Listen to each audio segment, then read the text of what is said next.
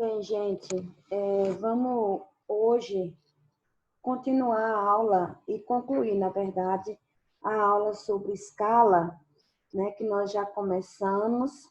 Então, hoje nós vamos só fazer o encerramento, porque falta falar um pouco sobre... Deixa eu ver aqui, cancelar. Falta falar um pouco sobre a escala diária e a escala de férias, né? Que nós já falamos sobre a escala mensal, tá? Aqui no conteúdo todo, nós já falamos sobre escala mensal, né? O que seria as escalas, que na verdade é a distribuição do pessoal, depois que a gente consegue calcular a QP, né? Aí ele fala que existem os 3 tipos de escala: escala mensal, escala de folga, ou escala diária, e escala de folga ou férias, né? Que é a mesma coisa. Aí aqui nós já vimos a respeito da escala mensal, certo? E hoje a gente vai ver um pouquinho sobre escala diária, que é essa escala que o próprio nome já fala, escala diária. E ela é também denominada como escala de atividades e de escala de serviço. Por quê? Porque pode ser feita uma escala considerando o serviço do dia, né? Hoje é tal serviço, amanhã é tal serviço, depois é tal serviço, tal. Então, ela pode ser considerada também como escala diária, escala de atividades e escala de serviço. E o objetivo dela é dividir as atividades de enfermagem diariamente, dia após dia, né, de maneira equitativa entre os elementos da equipe de enfermagem, né? Então, vou pegar o pessoal e fazer a divisão desse pessoal. Ela deve ser elaborada pela enfermeira responsável pelo plantão, e essa enfermeira ela tem que considerar o número e qualificação dos membros da equipe, a área física que ela tem, volume e complexidade dos cuidados a cada paciente e tipo de atividade a ser desenvolvida. Então, essa é a escala diária que precisa ser feita pela enfermeira, e ela precisa considerar isso. Quem são os membros da equipe, qual o local que cada um vai trabalhar, e quais os tipos de paciente e a complexidade do serviço, para saber se aquelas pessoas que ela vai escalar vão dar conta daquele serviço que ela está precisando. Então, essa escala, ela tem uma distribuição que pode ser realizada com base no método de prestação de cuidados utilizado na unidade. E esses cuidados, eles podem ser divididos em 3 métodos: método funcional, integral ou do trabalho em equipe. O que são esses 3 métodos? O método funcional é aquele que faz a distribuição de acordo com as tarefas, tá? Então, você pode escalar fulano para fazer os curativos, fulano para fazer o banho, para dar o banho, né? O banho no leito, se for o caso. Fulano, outro, vai fazer a administração da medicação, todos relatando, é claro. Mas eu posso fazer esse método funcional, que é a distribuição de pessoal de acordo com as tarefas que eles vão executar. E tem o item 2, que é o método integral, que é quando eu faço a designação da assistência prestada a um ou mais pacientes de maneira integral.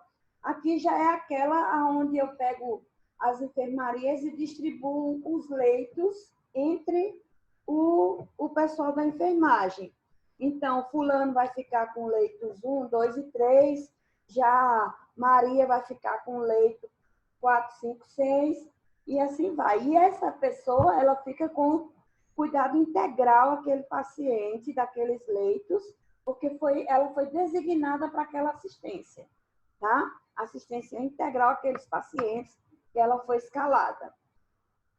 E tem também o método do trabalho em equipe, que é a designação de um grupo para a prestação de atendimento durante o turno de serviço. O que é que quer dizer isso? Quer dizer que eu posso pegar e fazer a distribuição por grupo, né? Então, tal grupo vai cuidar da enfermaria tal, que tem, a enfermaria A, que tem 5 leitos. Então, aqui eu vou deixar 3 pessoas, 4 pessoas. Então, eu vou colocar dessa maneira. É claro que eu preciso respeitar aí as horas de trabalho daqueles técnicos que eu vou estar alocando aí, como eu preciso considerar também o tipo de paciente, né? Porque se for de cuidados intensivos ou semi-intensivos, tudo eu tenho que ver quantos que eu vou colocar naquela equipe de trabalho, né? Então, eu preciso considerar isso também. Eu não posso só distribuir a equipe 2, 2 e 2, 3, 3 e 3, 4. Não, eu tenho que considerar o tipo de paciente que eu tenho e a necessidade de horas de enfermagem que aquele paciente tem, ok? Mas esses são os 3 tipos de escala diária, né? E ela é considerada diária porque esses 3 métodos ele pode ser só de um dia.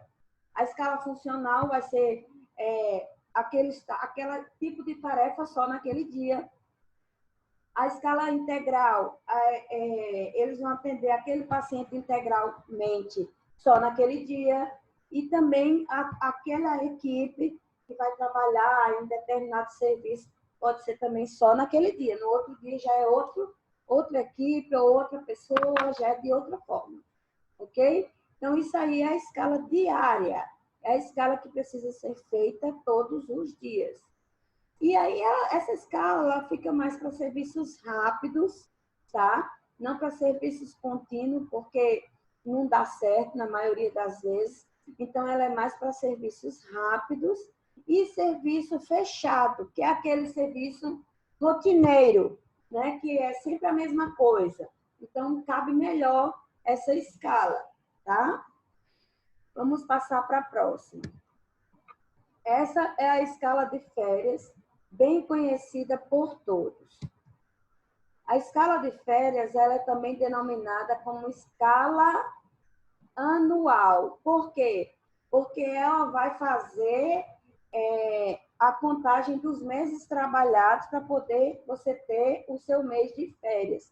Por isso que chama de anual, porque ela é feita a cada 12 meses. As férias devem ser distribuídas racionalmente para o bom andamento do serviço e a satisfação do pessoal. Então, após cada período de 12 meses, o funcionário terá direito a 30 dias corridos, quando não houver faltado ao serviço mais de 5 vezes.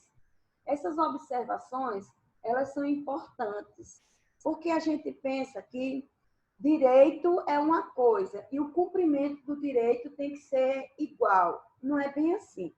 Porque existe o direito às férias. Pronto, ok. Mas existe também o que normatiza essas férias.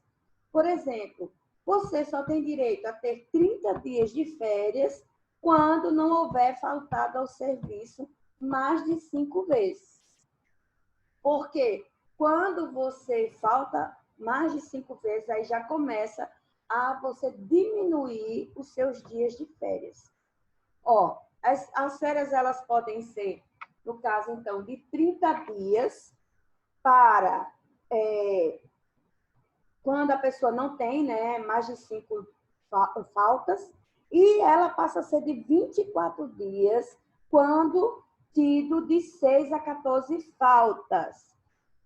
Passa para ser também 18 dias corridos quando houver tido de 15 a 23 faltas. E 12 dias corridos quando houver tido de 24 a 32 faltas. No ano, tá, gente? Então, aí acaba que vai perdendo o direito de gozar dos 30 dias. Não o direito de férias, mas o direito do gozo por 30 dias. A concessão de férias deve ser participada ao funcionário com no mínimo 30 dias de antecedência. Deve ser comunicado, então, ao funcionário a respeito das suas férias. Geralmente, as empresas combinam, né, as férias com os funcionários, né, fazendo uma escala para não desfalcar o serviço. A época das férias será a que melhor atenda o empregador. Então, a época das férias, como eu acabei de falar, ela pode ser combinada e chegada num consenso, né? Mas quando não, ela precisa ser a que melhor atenda o empregador. Às vezes, você fez os 12 meses e já tem direito às férias, vamos dizer, no mês de março. Só que o mês de março é um mês corrido, é um mês que apareceu aí uma pandemia, onde teve sobrecarga de serviço, de atendimento, de assistência. Como é que você vai tirar férias nesse mês? Então, não tem como. Então, por isso que diz, a época da série será a que melhor atenda o empregador. Porque aí, nesse caso, não tem como. Está garantido o seu direito e você vai tirar o seu tempo. E, às vezes, pode até acumular, né? Dependendo do serviço que for, se não tiver como, 2, 3 férias vencidas. Mas não conseguiu tirar porque não teve tempo realmente de tirar devido à gama de trabalho, né? O empregado deve apresentar sua intenção de férias como no mínimo de 30 dias de antecedência. Então, eu também já sei que meu mês vai vencer, meu ano, né, no caso, então já está chegando o meu direito a férias, então eu já peço as minhas férias com 30 dias de antecedência. Você não pode vencer o seu ano no dia 30 de março, 31 no caso, né? E aí você dizer, a partir de amanhã eu estou de férias, que eu cumpri os 12 meses. Não pode.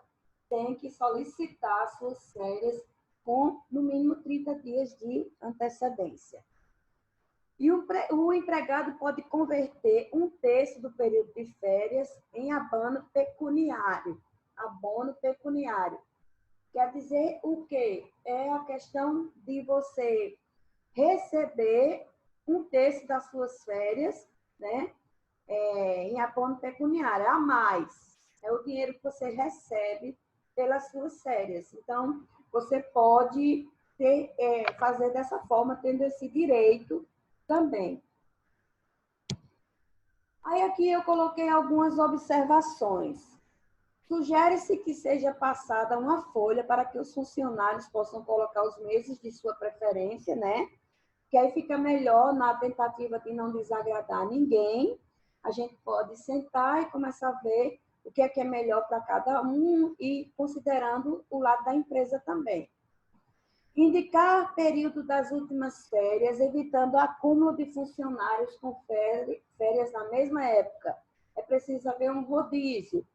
Por exemplo, se você tirou férias em julho, que é o mês de veraneio aqui e tal, aí o ano que vem você quer em julho de novo, não pode ser assim, né? É preciso que se evite o acúmulo de funcionários na mesma época, assim como que evite o benefício de funcionário X e tal. Então, às vezes, o funcionário Y, ele quer tirar férias em julho, mas julho já é o mês do fulano, então não tira férias. Não é assim.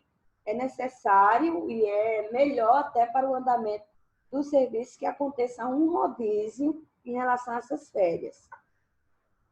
Outro ponto é considerar os meses de maior atividade na instituição, evitando que muitos membros da equipe gozem de férias nesse período.